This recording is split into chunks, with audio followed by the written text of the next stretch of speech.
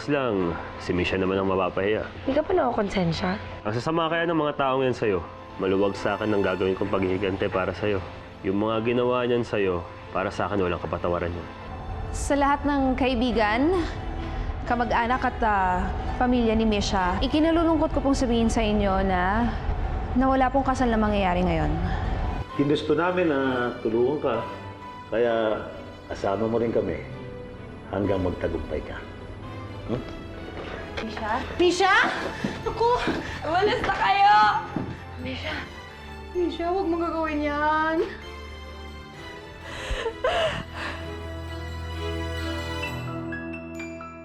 Wala kayong magagawa. Bayaan niyo na ako. Misha, huwag mo itulayan, please. Nandito kami ni Dina. Pwede mo kaming kausapin bilang kaibigan mo. Matutulungan kita. Misha, nak. Bitawan mo yan. Misha, please. Walas na kayo! Sige. Tuloy mo yan. Laslasin mo yung pulso mo para mamatay ka na rin. Gayahin mo si Stella. Total, idol mo naman siya, di ba? Such a loser. Alam mo ba na yung mga tao nagpapakamatay, yun yung mga weak. At ikaw yun, weak ka. Paano ka makakaganti kay Perry kung patay ka na?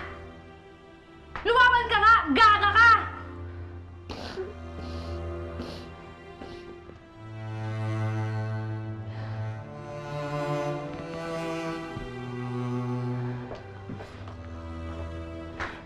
Natauhan ka. Gusto mo sinisigawan ka pa eh. Anak, diba yung loob mo?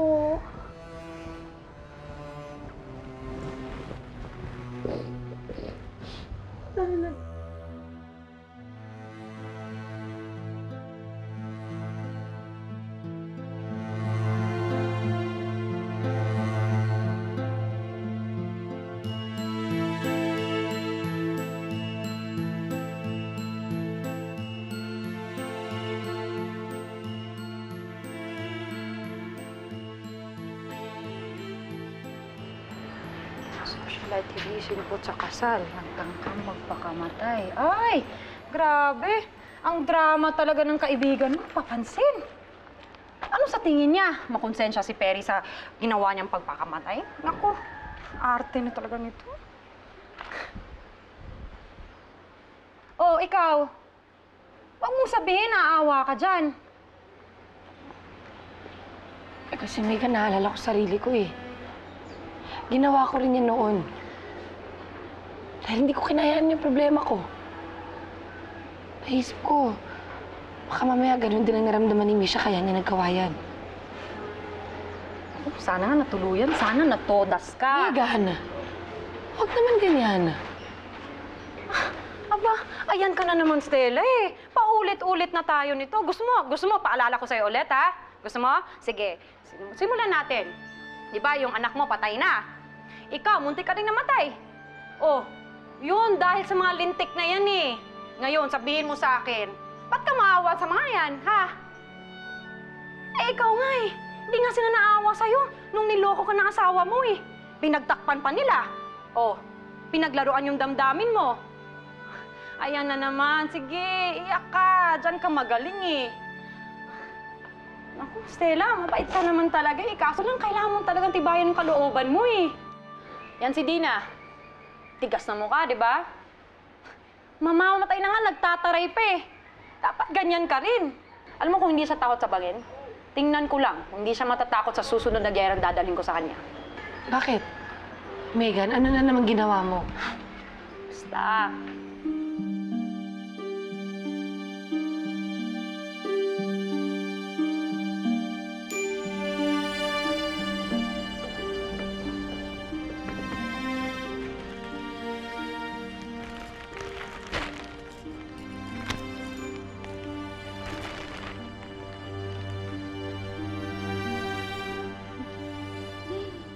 My dear Dina, I miss you. I'll see you tonight at 8 p.m. Same place. Rico.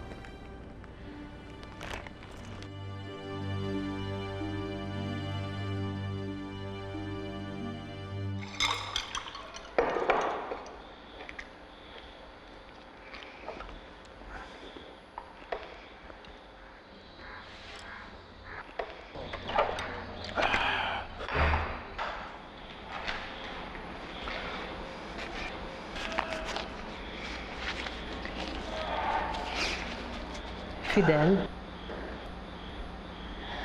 pwede ba kitang makausap? Oo naman. Tatapatin kita. Nagpapasalamat ako sa'yo dahil tinutulungan mo si Stellang maghiganti sa mga taong nagwalang hiya sa kanya. Alam ko na ginagawa niya to dahil sa sobrang kaapihang nararamdaman at nararanasan niya. Pumayag naman ako dahil saksi ako sa kademonyo ng mga taong yun. Pero gusto kong malaman hanggang kailan ang higanting ito. Para sa akin, makuha lang niya si Miggy at maibalik ang perang ninakaw sa kanya. Sapat na yun para bumalik siya sa normal na buhay niya. Gusto kong makita si Stellang masaya sa anak niya. Pero kahit kailan, hindi ko pinangarap na maghihiganti siya habang buhay. Gloria, mabait ang anak mo. Alam ko na may hangganan din ang paghihiganti niyang ito. Aaminin ko sa'yo. Pag nalalaman kong may malas na nangyayari sa kanila, gumagaan ang kalooban ko. Pero hindi ko inaasahan na may buhay na mawawala. Yung Kimisha ba ang sinasabi mo? Hindi sila katulad natin. Kaya nilang tanggapin na may mamamatay dahil sa kagagawa nila. Hindi tayo ganon. Hindi tayo ganon kahayop. At ayokong dumating ang panahon na kaya ko nang sikmuray ng pumatay ng isang tao. Hindi ko kaya yun. At alam kong hindi niyo makakaya ni Stella yun. Gloria, huwag kang mag-alala. Hindi kami aabot sa bagay na yan. Hmm?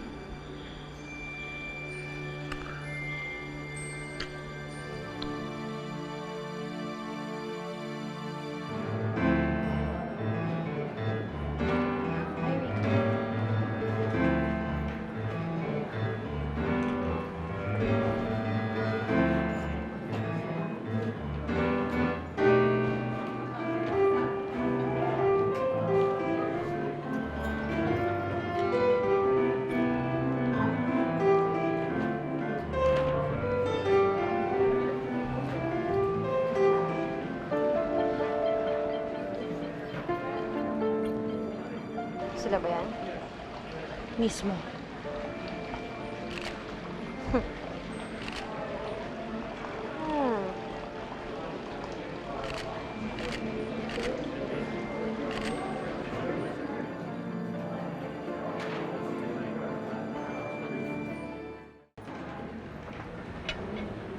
I'm really glad nagkita na ulit tayo, Dina.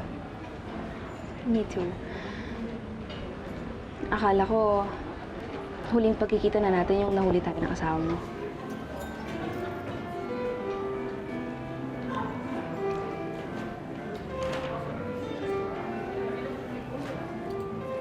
Hey, what's wrong?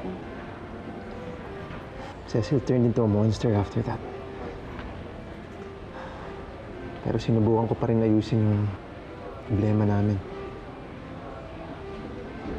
Sinubukan ko maging mabuting asawa. Ginawa ko lahat para maging mabuting ama sa mga anak namin. Pero binaliwala niya lahat yun. Alam mo ba, Dina? Parating niya pa rin akong pinagbibintangan na may ibang babae daw ako. Pag ginagabi ako ng uwi, sinasabi niya dahil may babae daw ako. Wala naman akong ginagawa. Alam mo kung ano yung pinaka-hindi ko na talaga matiis. Yung pag-inom niya. Hindi ko na siya makausap dahil parati siyang lasing. I think she's an alcoholic already. So sad of you, Rico. Akala ko naman, ang saya-saya mo na sa asawa mo. Para ako nasa impyerno, Dina. Iniisip ko, totohanin lang yung mga bintang niya sa akin eh. At least, pag inaway niya ako, Okay lang, kasi totoo naman eh.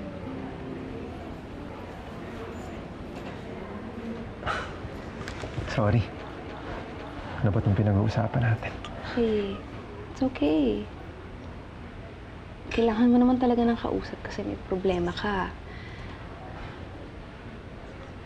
And I'm willing to listen. To be with you.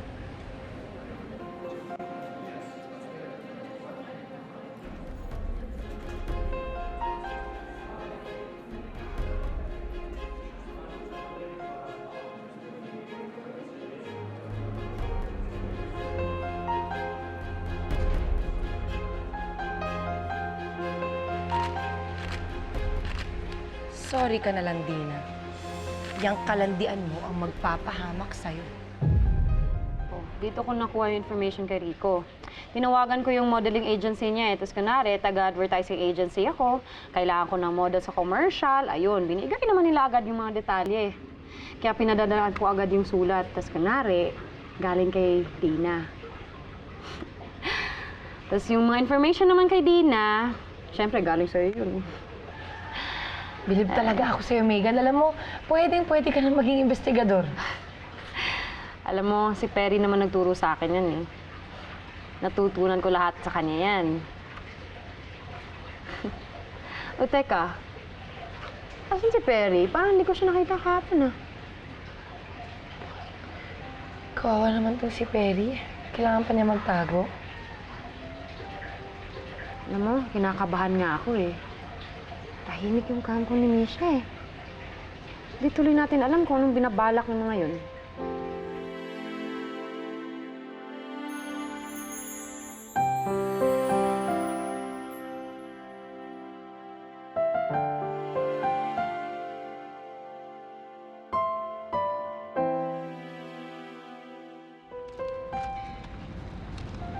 Mama, bilhin niyo naman po ako ng sampagita. Kahit isang tali lang po. Pambaon ko lang po sa school. Tahan na po, Mami. Nandito naman po kami ni Kuya. Love po namin kayo.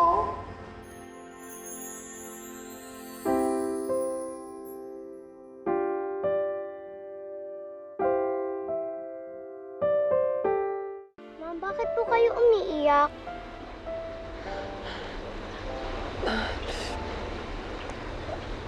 Wala na. Naalala ko lang yung anak ko. Kasing edad mo kasi siya eh. Pero wala na siya ngayon kasi nasagasaan siya. Ma'am, ganun po ba? Nakakulungkot naman po.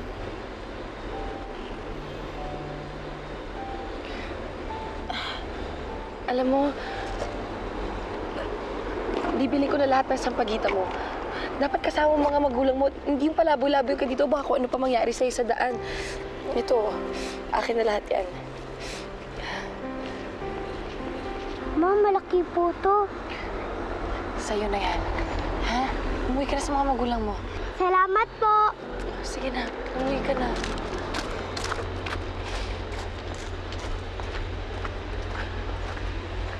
Oh, saan galing yan? Umiiyak ka ba?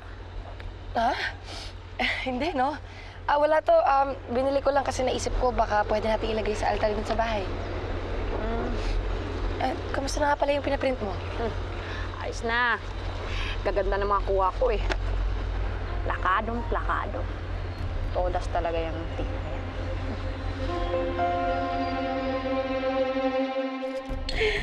So, kayo na ni Rico ulit? Luchi, kailangan ko pa pang sagutin yan. Ay, nako, Dina. Ikaw talaga. So, kamusta naman ang asawa niya? Hello? Kailangan ko bang ipamuka na hindi na masaya si Rico sa kanya? Well, I can relate to that. Dumating din si Kevin kasi sa point na hindi na siya masaya kay Stella. Basta ako, ang masasabi ko lang dyan sa mga asawa, galingan nila sa lahat ng bagay. Kasi ang mistress, kayang maging asawa. Pero ang asawa, hindi kayang maging mistress.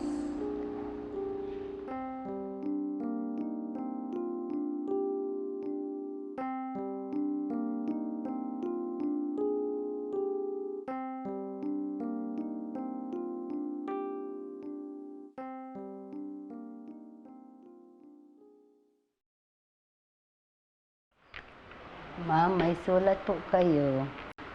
Ah, sige. Salamat. Sige, balik ka na doon.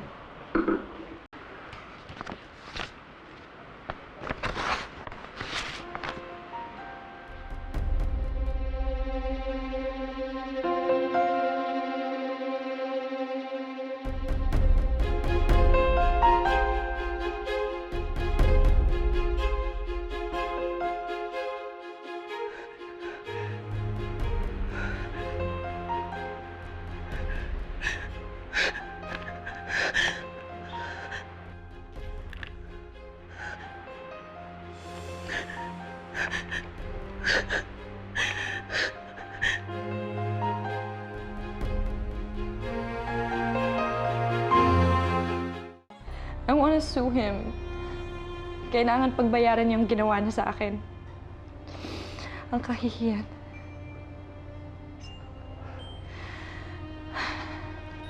Hindi ako naniniwala sa demanda na yan. Kung ako ang tatanungin mo, gusto ko siyang ipapatay. Andres, we can solve this in a peaceful manner. Tama ang anak mo. Pabayaan na natin ang batas na magparusa sa kanya. Bakit pa? Hindi niyo ba alam kung anong gagawin natin pagdadaanan natin kapag nagdemanda pa tayo? Lalo tayong mahahatak sa kahiyan. Lalo malalagay sa alanganin ng anak mo. Is there anything worse? He stood me up na nga, hindi siya sumipot sa altar. Nagmukha na akong tanga. I'm sure pinagtatawanan ako ng mga tao doon. Wala nang natira sa akin. Aray, iha. Iha, kahit anong sabihin nila. Alam mo, para sa amin, you are the most precious child in this world.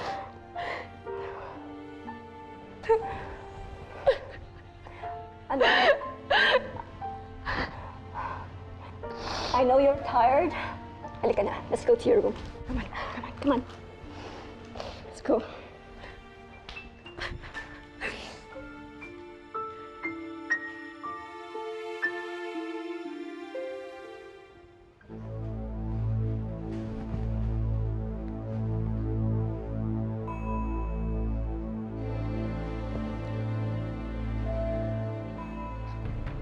Hello, General Gonzales. Mahihingi sana ako sa iyong pabor.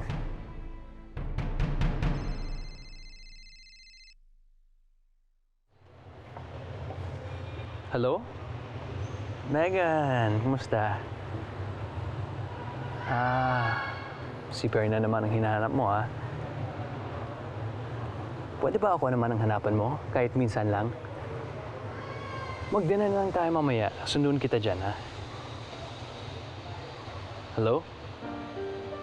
Hello? Megan? Hello?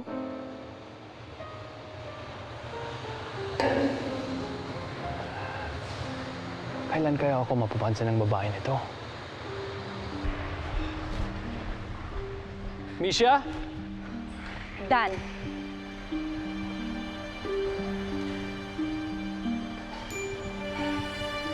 Kamusta? ano kamusta? Siguro alam mo na kung ba't ako nandito. Misha, wala siya dito, ha? Hindi ako naniniwala na wala dito si Perry. Tinatago mo siya. Misha, hindi ko siya tinitago. Actually, 1 linggo na hindi siyang pumapasok dito. Huwag mo akong lokohin, Dan. Don't you dare lie to me. Nasan siya? Nasan si Perry? Wala siya dito, please. Perry! Perry, lumabas ka! Misha, please! Trabaho naman ito. Misha, relax! Perry! Hayop ka! Duwag ka! Perry, lumabas ka! Misha, please, tahimik ka lang dito.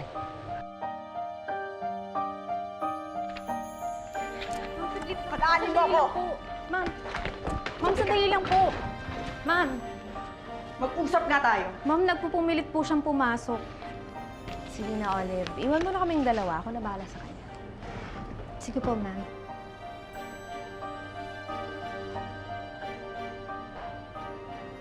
Ano na naman ba ang kailangan mo? Layuan mong asawa ko!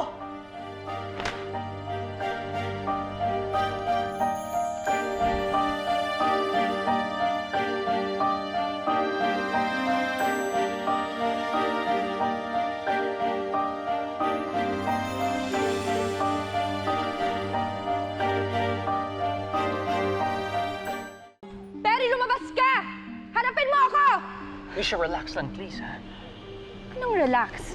Hindi niya ako sinupot sa wedding and you're telling me to relax? Are you crazy, Dan? Misha, I'm sorry talaga sa nangyari, ha?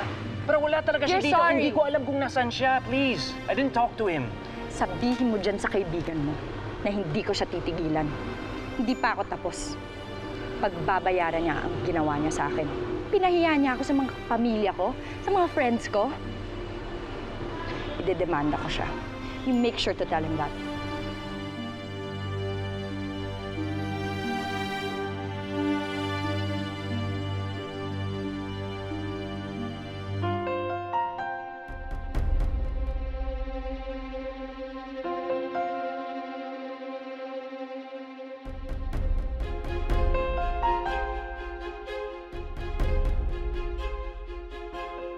Saan ang galing ang mga to? Ano? Hindi ka makapag-deny, no? Ang landi mo? Ayaw mo talagang tantanan ng asawa ko! Cecil, hindi na masaya sa'yo si Rico. Kasalanan ko ba yun kung sa akin siya masaya? Hayop ka. Tingnan ko kung magiging masaya pa siya sa'yo. Pag ganito na itsura mo.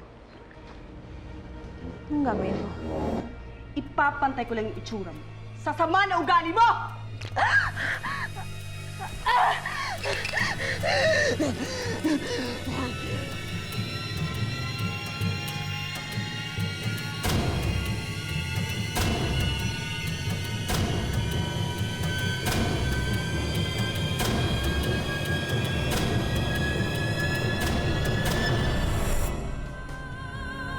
Tuwing nasasaktan sila, nagdiriwang mo ako. Si Dina Carvajal, isang kilalang socialite, ang sinabuyan ng asido sa mukha ng asawa di umano ng kanyang boyfriend. Stella, mukha lang ni Dina ang nasira sa kanya. Pero ikaw, buong pagkatao mo. No! Hindi ganito ang itsura ko! Hindi ako pangit! Bakit ganito ang itsura ko? Diyos ko, pasensya na po. Hindi pa tapos ang paghihiganti ko sa kanila. Kailangan makaganti ako sa hayop na Fidel na yan. Hindi ako naniniwalang wala siyang baho. Gusto ko sana malaman ni Stella ang totoo. Ako ang tatay niya. Oh my God. Stella? Paano nabuhay si Stella?